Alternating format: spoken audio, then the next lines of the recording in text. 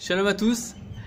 Parashat Vaïgash, le fameux dévoilement de Yosef à ses frères, la rencontre de Yaakov Avinu avec Yosef Hatzadik après 22 ans de séparation, et tout de suite après la présentation de toute la famille de Yosef à Pharaon. Et là, Pharaon est interpellé en voyant Yaakov Avinu. Il n'a jamais vu une personne aussi vieille que celui-ci, et il lui pose une question et il lui dit: quelles sont les journées des années de ta vie? Et donc, Yaakov Avinu de lui répondre: les journées des années de ma vie, de mes pérégrinations en fait, sont de 130 ans, sont mauvaises et peu nombreuses, et n'ont pas atteint en fait les années de vie en fait de mes pères.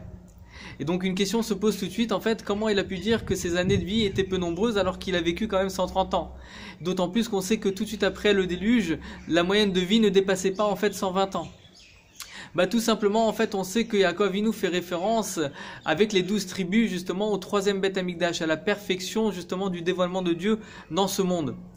Contrairement au premier Beth Amikdash qui n'était pas entier en soi, le deuxième Beth Amikdash aussi, donc il y a eu la première destruction, la deuxième destruction du Beth Amikdash, et le troisième sera éternel.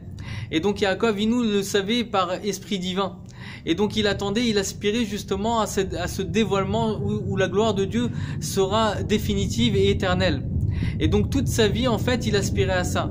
Et c'est pour ça que elles étaient mauvaises pour lui en fait ces années de vie, même si elles ont atteint 130 ans, tant que la gloire de Dieu n'était pas dévoilée justement au grand jour pour le monde entier, malgré tout elles étaient mauvaises pour lui. Et donc suite à sa vie en fait, il y a une leçon à prendre en fait pour nous tous. C'est vrai en fait que dans notre carte d'identité, on peut avoir 130 ans, on peut avoir 90 ans, on peut avoir 70 ans, mais jusqu'à combien on a rempli notre vie? Jusqu'à combien on remplit notre vie justement de la vérité d'Hachem, de la vérité de ce que Dieu attend de nous? Aujourd'hui dans notre génération, on a, contrairement à Yaakov Avinu qui n'avait pas, enfin lui il avait la Torah, mais c'était celui qui avait précédé un petit peu tout le monde bien sûr, mais on a aujourd'hui la Torah et les mitzvot d'une manière concrète.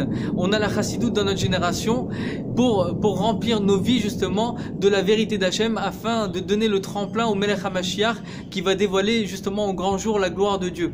Alors que Dieu fasse en sorte à ce qu'on remplisse notre vie de bonnes choses, de Torah, de mitzvot, de bonnes actions, non seulement pour nous mais pour tout un chacun, pour toutes les nations, afin que la gloire de Dieu se dévoile au grand jour et que son nom soit un Tekef Uman Mamash. Une très très bonne journée à vous.